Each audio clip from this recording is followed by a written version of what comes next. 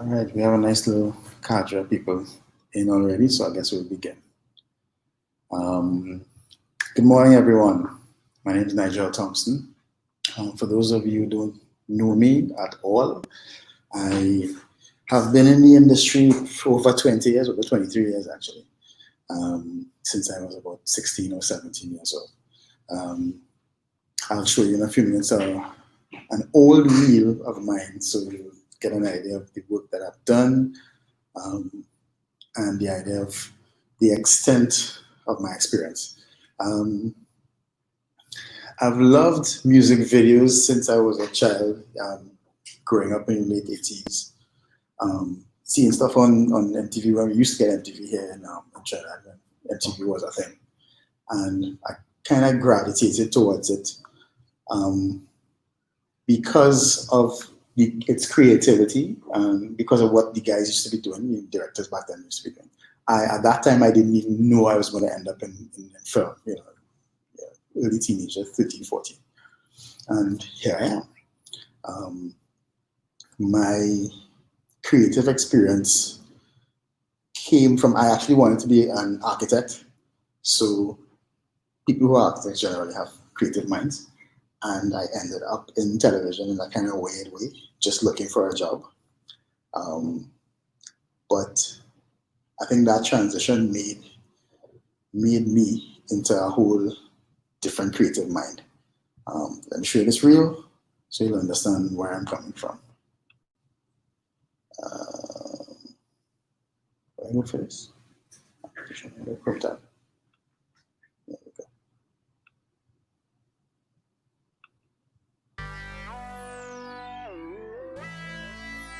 So you can see. Hear it. Yeah, you guys should be hearing it, so you can see and hear.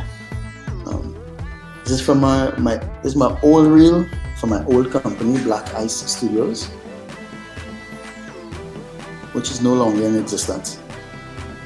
I'll explain why just now.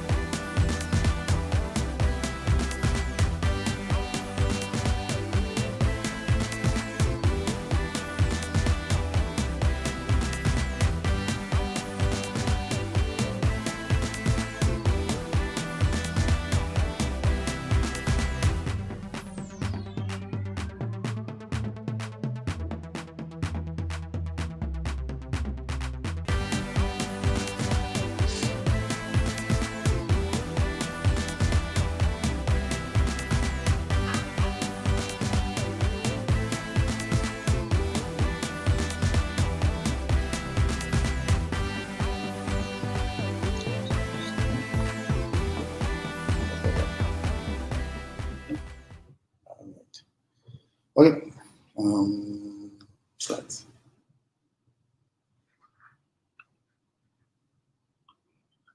Stop or stop? Yes, stop.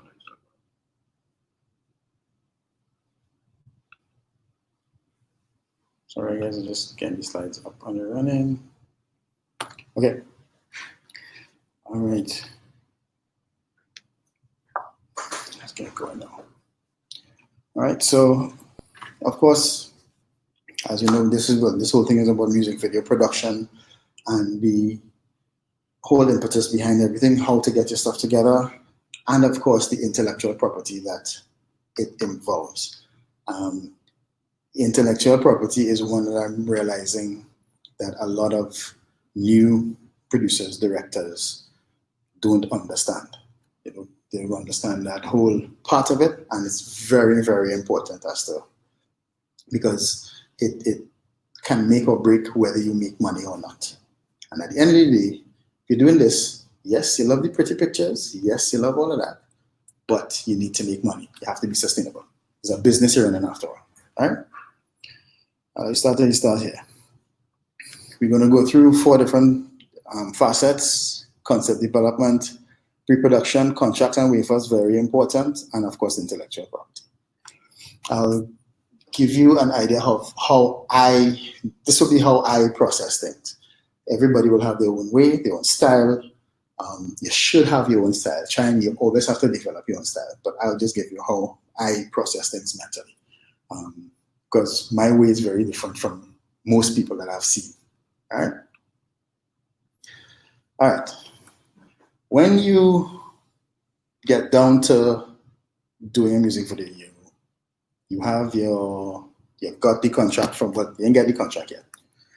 Somebody approached you to do one, or you're approaching somebody to do one or to do two. You have to know the artist that you're dealing with. Some artists are more open to creativity than others.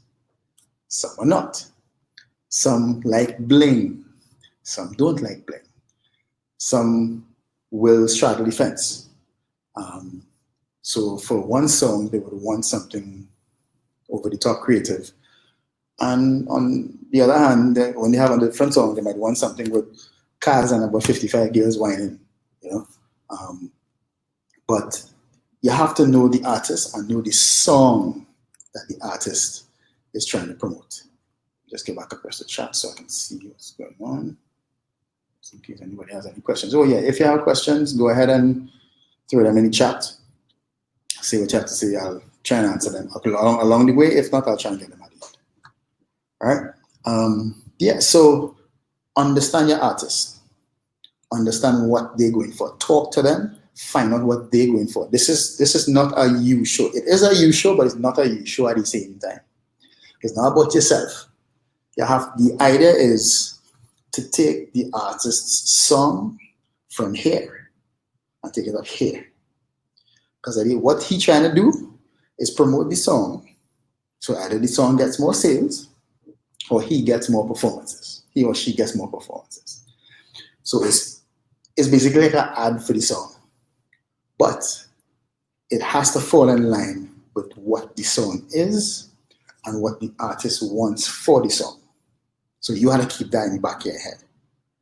Again, but you also had a straddle the fence to put your creativity into it. Right? Me personally, I don't like bling stuff, so you wouldn't see me doing stuff with a set of people shaking the tail over it, because that's not me, that's not my thing. So I just don't like that, but other people do it. I prefer to come up with concepts to take the viewer's mind from point A to point B. That is something I think is lacking here in our country. We need to do more creative stuff. If you look at the music videos that usually get accolades internationally, you will realize it's not the bling stuff. It's the stuff that has some level of creativity or creative push behind it, where it takes the viewer or the viewer's mind from point A to point B, similar with movies. And that's the thing about music videos. Music videos is probably the most intense form of creative filmmaking that there is. Because what you have to do, you have to sell a product, sell yourself, sell the imagery, sell the song within 3 to 5 minutes. And that means that you have to move people's minds and emotions within that space. Make them laugh, make them cry, make them happy, make them sad, change their mind about it. That is one thing I do think a lot of directors understand. What we do is an emotive process. We have to change people's emotions about things, whether it's, music videos, yes, movies as well, everything else. We literally shaping a lot of people's minds and a lot of how society thinks. So we have a grave responsibility on our hands at the end of the day. Yeah? Right. pitch deck. So let's say somebody comes up with, they come to you with an idea, with a song, and you have to come up with an idea. You have to build a proper pitch deck for it. No. Before, people used to just write out their ideas, this is what it is, and you'll give it to the artist or whatever to read. Yeah, we're in 2020. There's a link at the bottom of the page, you'll see it. If you could, if you just do a copy and paste. And that takes you to a page that teaches you that shows you how to do a pitch deck. Get images that similar to what you have in your head of the music videos, and write out the same concept on the side, step by step, to give a depiction of what you're trying to do. The images all over the place you can get. Hell, go take pictures. If you intend, like you have to do your location scouting and all that kind of thing, go take pictures of the place and explain what is going to happen in the pictures to the people. So you have to build this thing, you build it in you do a PowerPoint presentation or whatever it is. But do not, in 2020, give an artist a page with text on it. Don't do that, right? As well as them getting a visual representation of what you intend to do for them, it helps you as well. So it's almost like a pre-storyboard. Yeah. So it helps you visualize and get better ideas as to what to do, or you might get more ideas as everything moves along, and you're throwing your stuff up and you're typing out what you're typing out. So it actually helps the whole process as well. 3, think away from the norm. As I said previously, these days in Trinidad, around Carnival is generally get a lot of diarrhea on the screen. No, as a man, I'm not averse to diarrhea on the screen, but that can't be all you're doing. You have to do something else. Now I know sometimes the music mightn't take you there, but you had to pull yourself away from that and try to push the whole thing in a different direction. Because at the end of the day, all of us, you guys, me, the other people, we all trying to get ourselves to an international level to be seen out there. And yes, there are music videos like that out there, and people say, well, yeah, and I perpetually hear this talk about that's what the people want. No, that's not all they want. Again, look at the music videos that gain accolades, that gain awards from Grammys and so on, and you will notice that it's not just about people shaking their tail on a screen. So try and take your mind away from that and force yourself to do something out of the box, the classic out of the box scenario, because people have built a box now with a lot of rump shaking in it. Again, I will look in that box. That box is a nice box to look at, but you had to set yourself apart from everybody else. And the only way to do that, creativity. So you had to, All right, point 4. Every music video that you do, when you're editing, you have to edit for that video. In that, your pacing had to be different, your shot selection has to be different, your color grading, everything has to be there. It cannot be the same. I've seen many, many music videos where it's flashing and fast cutting, and it's a slow song, but you're cutting fast because that's what people think is the norm. It's not. It can't be. Everything has to be paced differently. And there may even be a situation where you have a fast song, but your pacing of the video has to be slow. Right? So why I'm talking about editing now is because you have to pre-plan all of these things before you even shoot one frame of video. All of these things have to be pre-planned. How are you going to pace it? How are you going to do this? How are you going to do that?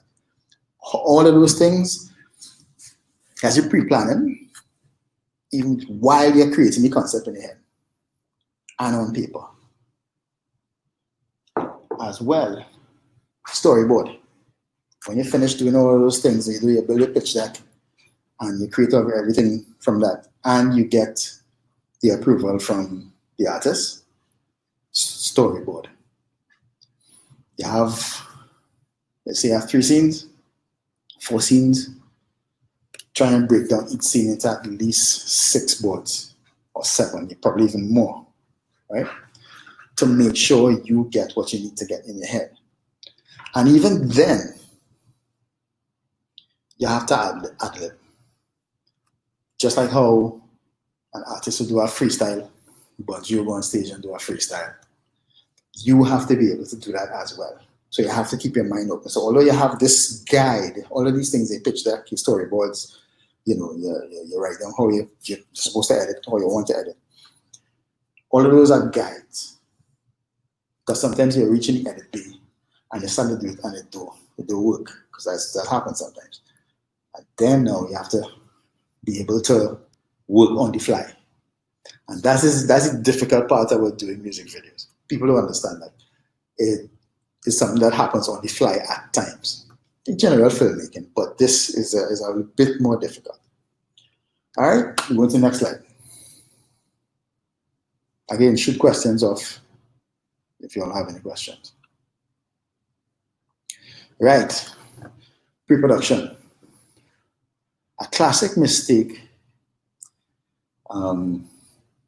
Before I get to that, let me just show you one more thing I'll give you. As we see in this is, I don't know if you all remember this music video, is Exposed by Tizzy. I will give you, I don't know if I go into that video. I'll just give it the story. Exposed by Tizzy. I did that in 2006 or 2007 in the heyday of Tempo.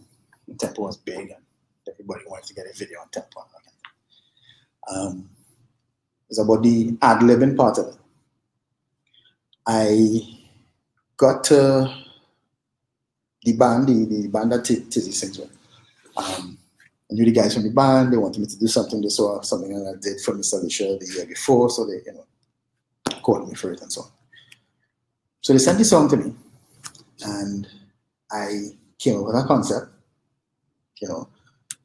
So I'm like, okay, this concept is going to work. We're going to use billboards in the street, blah blah blah blah blah blah. Cool. So I got to Antigua. I've never been to Antigua before. Not once, never set foot in Antigua. So they pick us up from the airport to load up all the equipment and so on. And in the car on the way to the hotel, they were playing the remix of the song that they sent to me. So I'm like, what the hell is that? They were like, well, that's the same song, it's just the remix. So I was like, well, that song better though. So they was like, okay, well, we just do the video. I was like, no.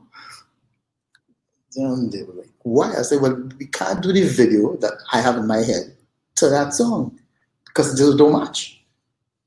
So he's like, what are we going to do? I was like, I don't know. Carry me to the hotel. Went to the hotel and I slept. And I was there like, what the hell am I going to do? We have to use this song. What you heard is a remix. So I slept for a few hours, and when I woke up, I called them and made them drive me around there. We drove around the island for about 12 hours just for me to see places. And I ended up using a lot of the country's landmarks in the video, which if you go to the video, you will see just Tizzy Exposed on my page on YouTube. And you will see a lot of the country's landmarks I used and their architecture and stuff. That's an example of ad-libbing because we couldn't do the same video because it just didn't match. And that's what I was talking about earlier, about the video matching what you, the concept that you had, concept of the song at hand. Excuse me. Yeah. So that's an idea. I'm sorry. Yeah, there's an idea of ad-libbing. So we literally had to be like artists who is freestyle, and you have to be able to do it on the fly to make everything make sense. And that video went on to #1 on Tempo, and God gave me a lot of accolades and so on and so forth. Right? Yeah. So pre-production. Organize, organize, organize.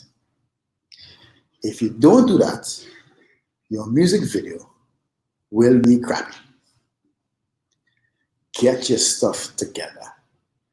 You have to talk to people before. You have to pull everything together before.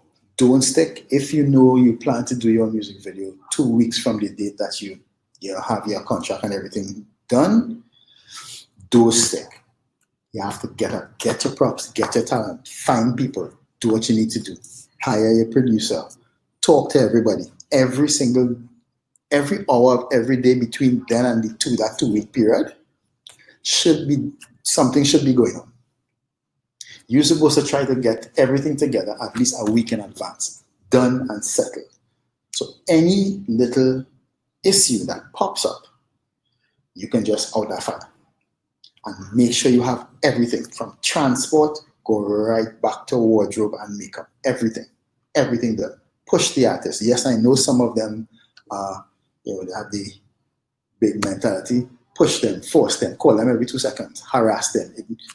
Harass everybody. You as the director, you have to harass everybody. You and your producer, call people.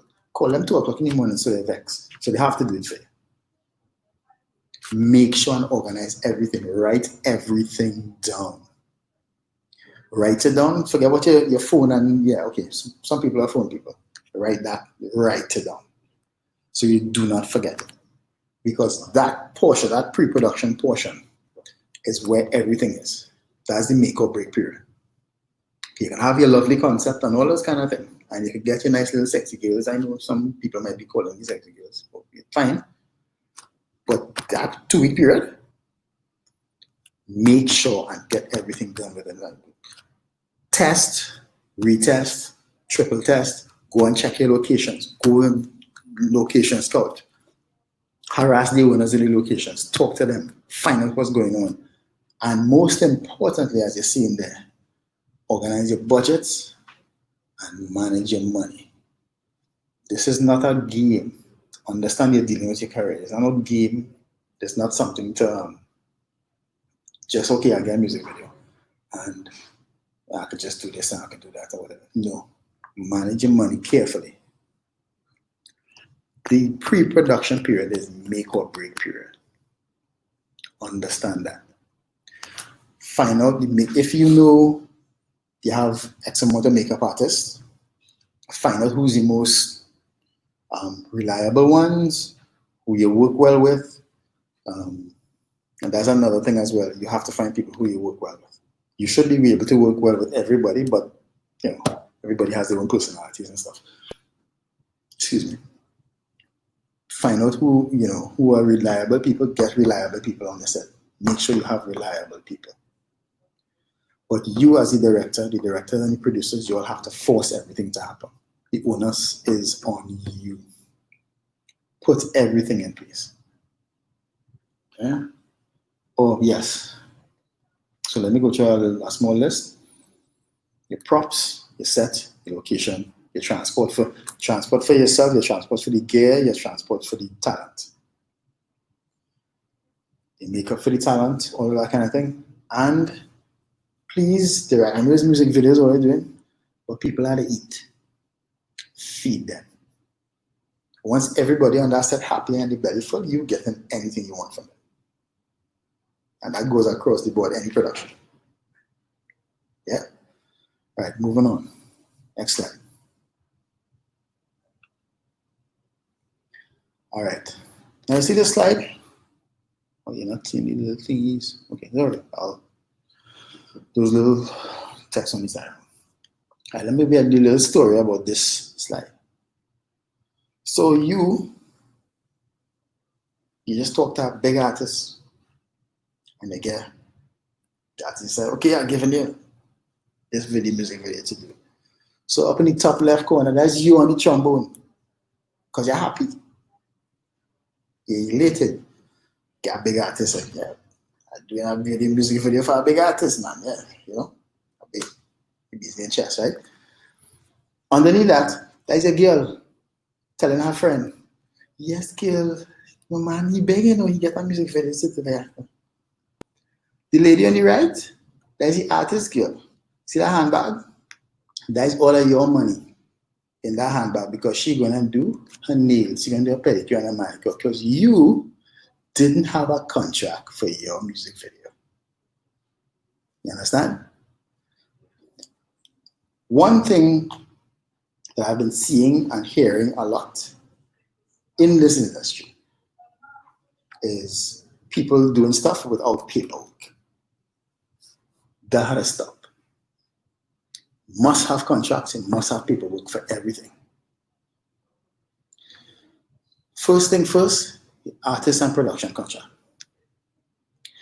When you agree with an artist to do his song, to do a music video for his song, understand that you have to get a contract. First, you have to get a contract in place and understand that this contract is basically a work for hire. Yeah, they're paying you to do this job, so you have to put things in place where they put the time frame is supposed to happen, the amount that they're supposed to pay you, and the time frame they're supposed to pay you. You need to understand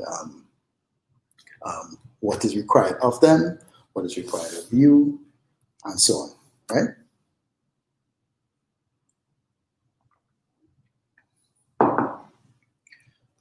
Underneath that is, I know it's a bit difficult to see, I don't know how it came out like this. Talent contracts or waivers and release forms. All the talent that you have in the music video, whether it's free or whether they come to do it for free or not, everybody should have a contract. You're saying that so-and-so, you are required to do X for X amount. Or if you're not paying them, because some people, you know, I might have a friend, or the artist might have some friends who's in a dance group and they're giving them a blind. You have a waiver saying, okay, we us and the artist are like we can use your image in this music video, excuse me, free of charge, and blah blah blah. You must have some semblance of waiver. I will give you a link to waivers and contracts, music video contracts, when this whole thing's do a copy and paste so you'll see it in the chat, right? Crew contracts, the people that you have working with and for you. Everybody that's on that set, your gaffer, your first AD, your first AC, everybody must have a contract and what their role is. Everybody. Because people could call X, Y, and Z afterwards and say, hey, you really were supposed to pay me $3,000 and you already gave me $200. That's up in the air. You have no paperwork. You have no proof of anything. And then somebody end up on Facebook cussing you out because you didn't pay them and blah, blah, blah, blah, blah. Put everything in writing so you have evidence of everything. Black and white is the name of the game. One of the things that people need to understand is that if you want to do this job professionally, all the time you've been doing one thing and you'll have with them on conversations, okay, fine. That has to stop at some point. Level up. Contract is a big way to level up. Get your stuff in order. So you cannot be shunted aside by anybody. Yeah?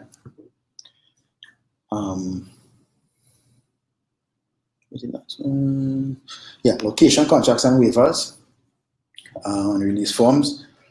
When you are shooting an X location other than a studio, of course, you might need to use somebody's house, you might need to use somebody's car, yard, you know, whatever it is. Wherever you're going, and the person might say, well, yeah, come and use my backyard now, use my child's swing. Put it in writing. Make sure they say yes, I give express permission to use whatever it is, free of charge or for the sum of, so you can pay them. So nobody can come afterwards and tell you, hey, yeah, I really wanted, I know you didn't tell me, you pay my cost, but I really wanted $5,000. Same thing happened, bacchanal ensue, because you don't have $5,000 to pay them. Because look at the picture here, the man, girl, gone with your money in the little handbag to do the, yeah, you don't have that. Now, in lieu of location fees, location contract, because sometimes you would go to a place to shoot something and you have like 100 people. So instead of doing 100, 300 contracts, you work with a big sign. A sign saying, this here, this area is the set of whatever music video you're doing. And by being here, you give us the express permission to use your image and likeness in X music video. You take a photo on set of the sign, you take a photo of the sign with people in it. Therein you have evidence. Before you start to shoot, you call permission, you call at the attention of the said people who are on the set to said sign and what the sign say. And that alone will save you from having any kind of legal problem with anybody who decides afterwards, because people is just, it's Tuesday morning, so they just might decide that they want $5,000 from you because they realize you're doing a video for one gallon. So they want money now. That's how people operate. But you don't have a contract, you don't have a sign, so you'll have your money still. Yeah. Right. Let's say after all of that, you try to, when all of this is done, you get your contracts, you have your stuff done, you're putting together your stuff, you're editing music video, you have things in order, everything in order.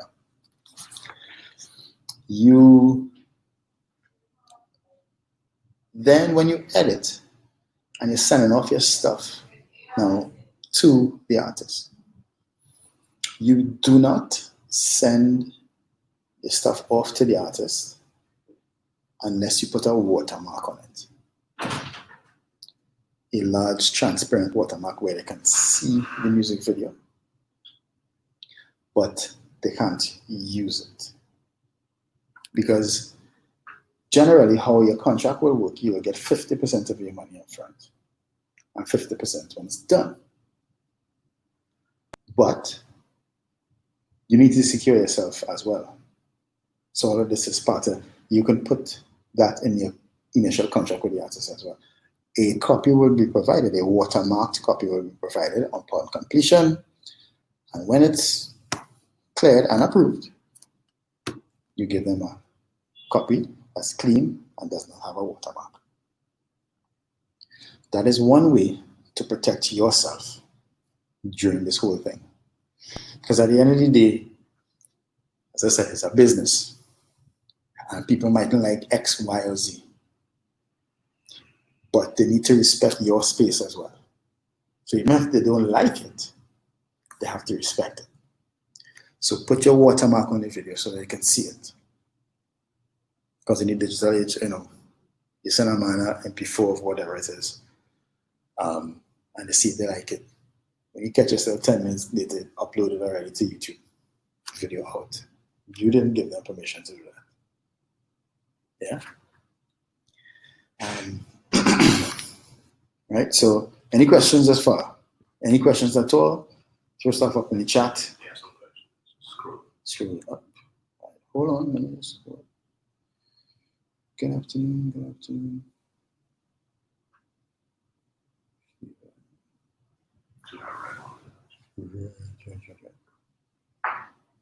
Let me go back. I'm going back home. Any questions here?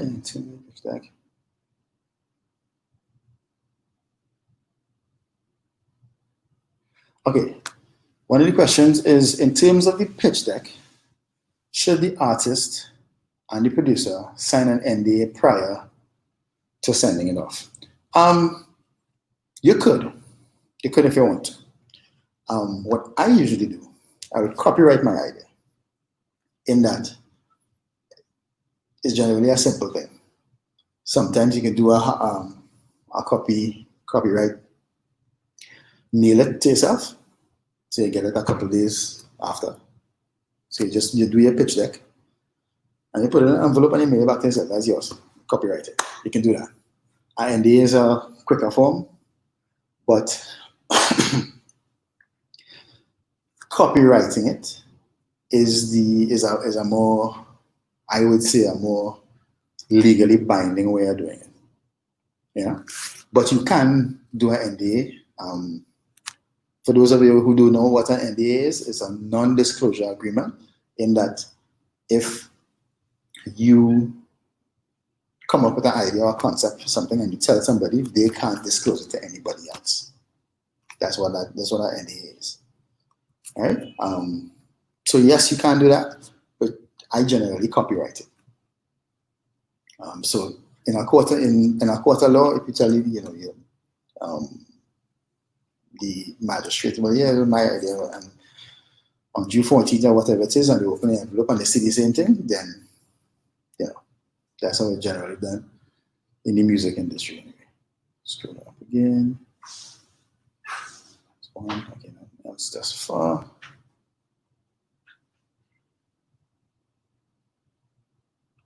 All right.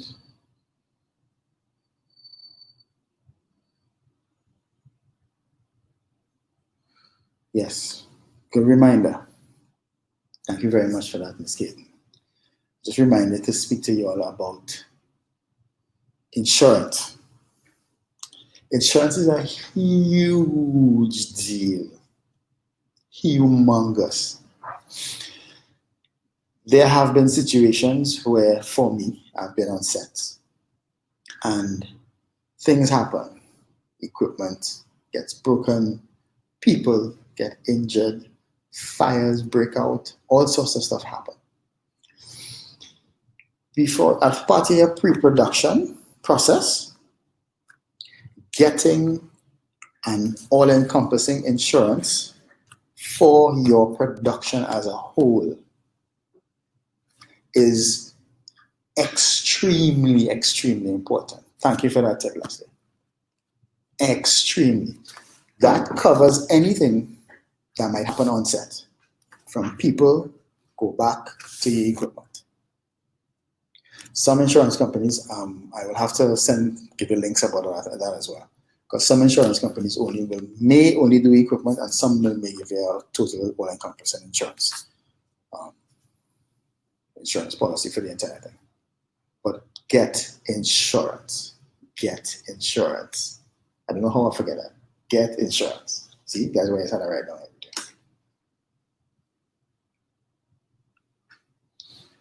All right. Yes, feed people from, please, Jesus Christ, and Lord have mercy in Jesus' name.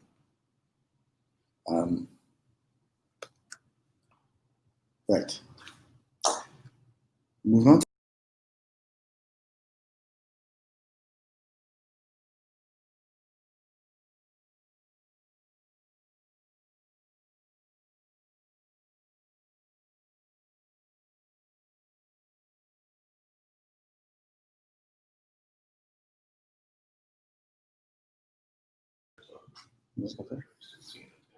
Right. Right. Here, how about? Sorry. Let's cut off just so. Right. Intellectual property.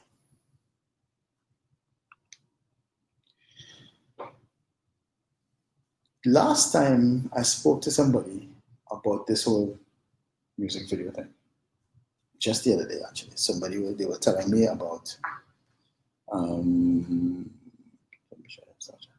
same chance. Just give me a couple of seconds. Oh, everybody's still there. Everybody's like, okay. Right. Last time I spoke to somebody about this the other day. I'll start with this part. There was a counterpart of mine in the music industry. Now, let me just reverse a little bit to my old company, Black Ice. Black Ice was both music and video. And everybody knows my brother, so music producer. I was video, so it was one company, we did everything. And because of that, I straddled both fences. I had to manage him in the early days and a bunch of artists, so I had to learn the whole publishing aspect of music and how it relates to video and just for publishing purposes by itself. So fast forward now to today's. About 2 to 3 weeks ago, I spoke to somebody and he got a question from some music video producers and directors that they didn't get paid for doing their job, which was producing music video. Now, I will say it plain, and because they didn't get paid, they took it upon themselves to upload said video to YouTube so that they can make back their money. That, my friends, will put you in deep, deep trouble. They can sue you, your family, and take all the clothes you just buy last week because you do not own rights to that song. The impetus, the beginning of everything, the genesis of that music video you created starts with that song. You were not part of that song. You only have rights to that song if your name is on the cut form. Cut, some people sign with Cut, some people with BMI, some people with SASM, some people with ASCAP. All of those are rights organizations where people register their music.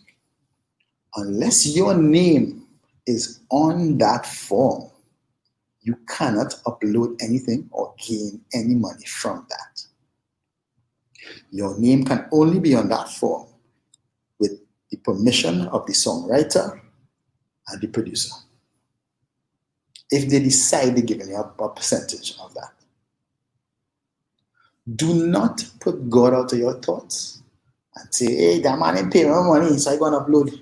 Partner, you're putting yourself in a very bad position. And the only reason you have to do that is why? Because the girl take all your money in she handbag and went and do a pedicure and a manicure because you didn't have a contract. So it's your fault. Understand that. Your fault. The onus is on you to protect yourself. Getting a job from a big artist is one thing. Securing the job properly is something totally different. Contracts. You cannot own anything. Music video jobs are a work for hire. In that, they bring the song to you. You are paid for your creativity to place that creativity on top of the song so that they can promote the song. You do not own the music video afterwards or own part of the music video afterwards. You don't own anything. What you do own is the footage from the music video. You own the footage. If you shoot it, you shot it, it's your concept, you own the footage. Right? So you can use that footage now for yourself, to promote yourself and whatever the case might be. Hell, you can use it to make money. However, you can only use it for financial gain with the express permission of the people in the shots. So if you want to use it for something else to make money, you then have to go to the people who are in the shots and say, hey, I want to use this to make a dope on the show. You can let me do it. Chances are they'll tell you no. because you shot it with this thing in mind. And at the end of the day, the genesis of the concept that you have in your head came from that song. So you actually, that video afterwards, yes, is yours, and you can use it to promote yourself and so on, but you wouldn't use it for anything else. You surely shouldn't, actually, tell you the truth. Yeah? This whole concept of video directors and producers wanting to own song rights is wrong. You cannot own anybody's song rights unless stated by the artist and not even the artist, because sometimes some artists don't write the music, right? So unless the songwriter and the producer of the song, in some cases those are the same people, right? Unless they say your name can be on that cut form and is on that cut form, you do not own anything. So work for hire. So anybody who, as I said, I've been seeing people saying, we'll own your rights and I'll be uploading your stuff and all that. No. That is fundamentally wrong and should not be done. Excuse me. All right? So I got through that. Yeah. I think I have one last thing. Go back.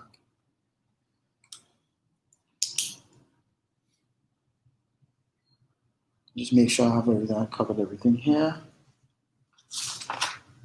Yes, fine. All right, let me ask anybody have any other questions before I go forward. History of anything like that.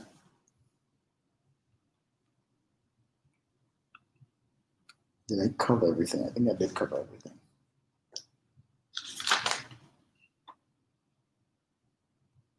Yeah. No questions at all? Do you all have any questions on this? Yes.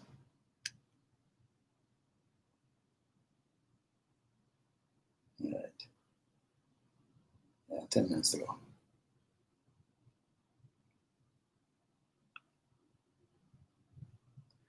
All right, what I'll do,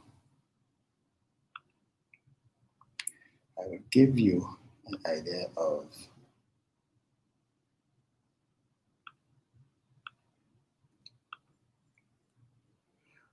I'll give you an idea of how I generally work these days. I have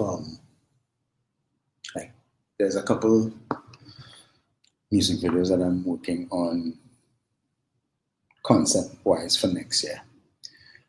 More than likely, it wouldn't be for Carnival and stuff.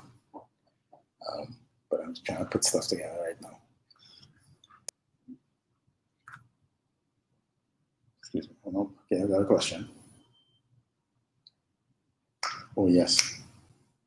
That's something I forgot as well.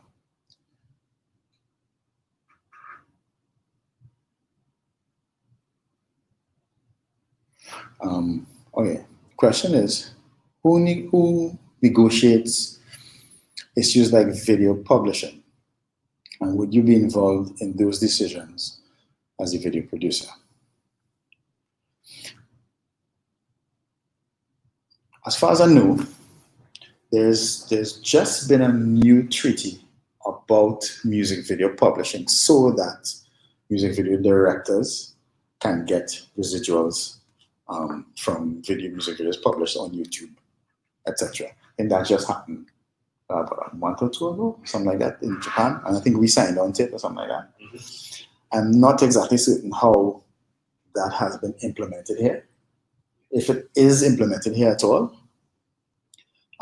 So there's a new thing, a new treaty that has been signed. How that is going to be or is implemented here, I am not certain as of yet. But as of now, there is no music video publishing that I know of. Right? Again, it's a work for hire. you get paid to do a job, and you have to let it go after that. But because of this new treaty, and it actually makes sense, because if this job, the music video going from now to infinity and making money, then you should be, be part of that and make part of that money as well. So again, I'm not sure. I have to find out more information about that. So I have to go and do some research and find out. So I'm not totally certain. Right?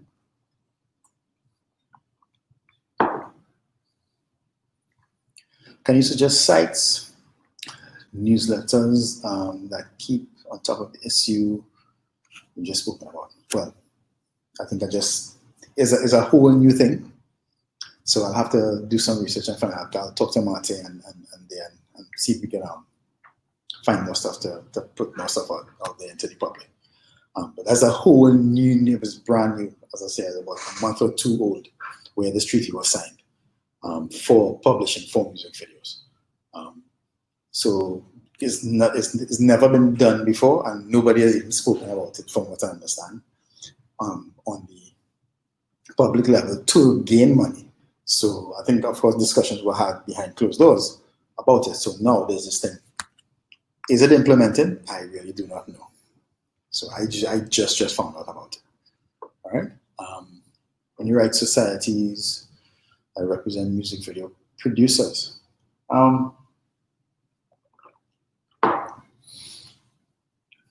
there are no rights societies per se that I know of. It's not like Cotton BMI and those things. But you do join guilds and so on. So there's stuff that protects directors, producers, actors. There's an actors guild that you can join and that kind of thing. There's a directors guild and so on. And there are unions. The union, but we don't have unions here in Trinidad. And that's the bad thing about our industry. To get an actual directors or union for people in the industry, it has been a difficult thing, because once you're in the union itself, then that dictates how you get paid, when you get paid, all that kind of thing. And the whole process of getting paid, rates, all of that, contracts, and it helps with all those things. And unfortunately, well, PGA, I'm not even sure how they operate for us, because they haven't been. I have not. That's a sticky one, Dennis, because I have. I'm not part of that. I have to check that and discuss and try to identify how to be part of that whole process.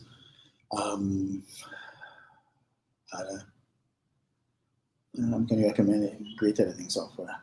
All the editing software out there, great. It just depends on what you want to use, what you prefer to use. The big thing these days is Premiere. A lot of people use Premiere. There's Avid, there's DaVinci. I personally use Final Cut. Final Cut is my thing. It's much faster for me. It works how my brain works. So I prefer to use that. Do insurance companies provide coverage to producers? If not, are there? No, all of them don't. Leslie knows about a lot of them who Leslie knows the ones who do. Leslie, if you can chime in.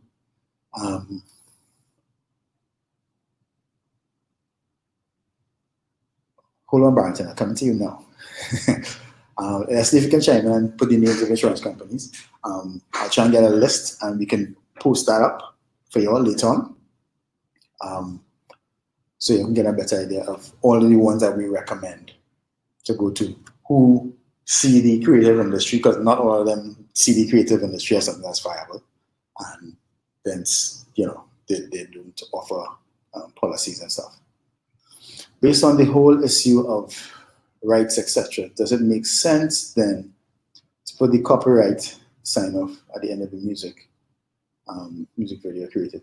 Yes, that copyright is for the artist themselves, the artist and the song and the music video. Because if it's a work for hire, they own it at the end of the day.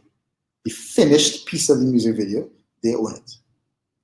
You can use it to promote yourself, but because they paid you to do this for them, so the copyright is for them and for the music as well. So yes, it does make sense to put that at the end of it. Yeah.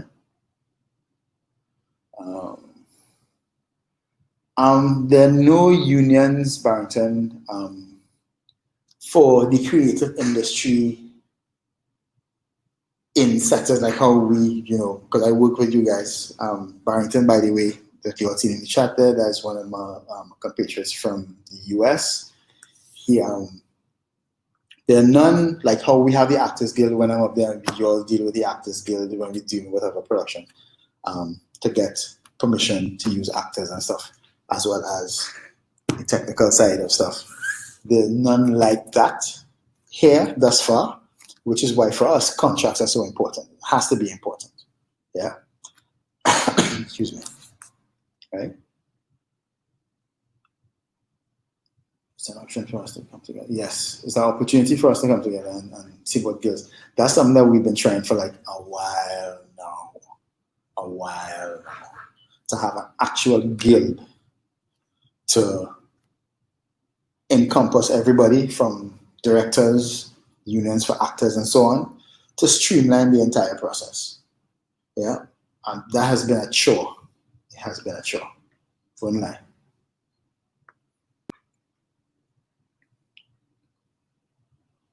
And Leslie just chimed in. It all depends on what you need, insurance-wise, right? Right. To tell you the truth, Leslie, Agustin is the only one that I know of. I don't know about the others. I know I haven't, because I've spoken to others and everybody was no. So Agustin is the only one that I know of that gives insurance for, for our industry. I don't know about anything else.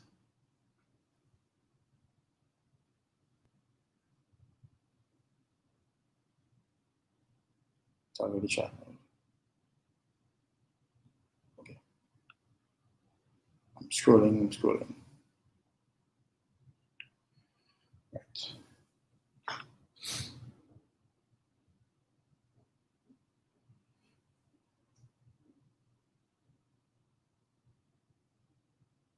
Right.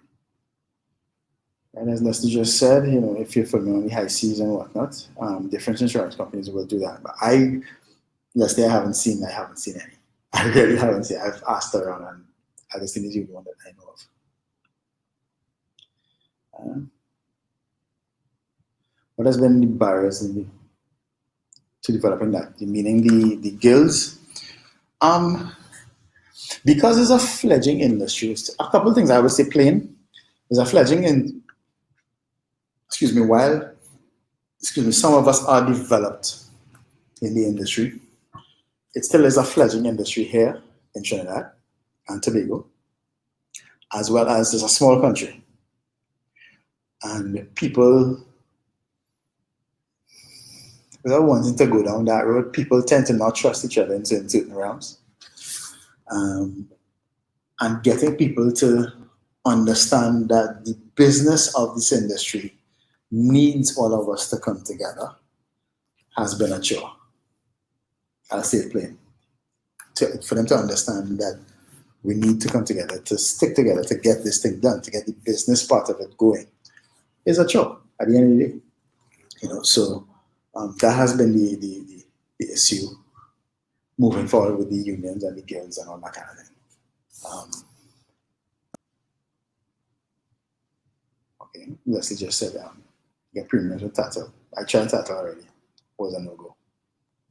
So I'll have to investigate some more, and probably we can put up FilmTT or MusicTT, put up like a list of people that we know gives insurance or something like that, or probably I can do that myself.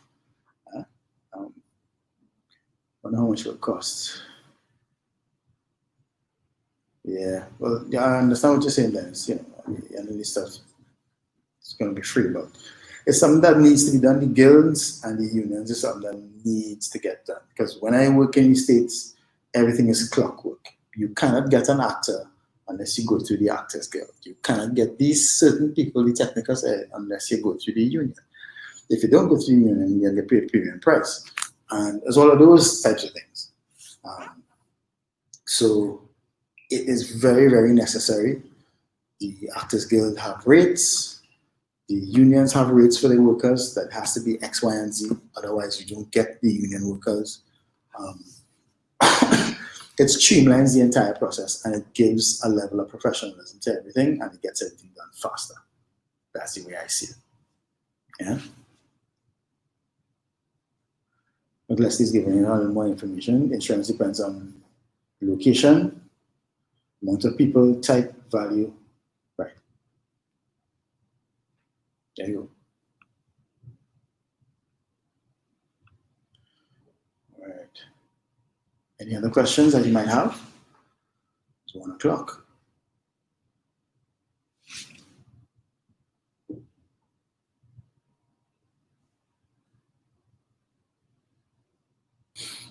No other questions?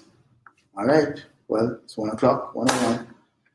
Thanks. I hope this was very informative to everybody. Hope everybody had a fun time. And please don't let the artist girl take all the money and go and do a pedicure. All right? It was nice. All right? Thanks a lot for being here. Talk to you guys soon.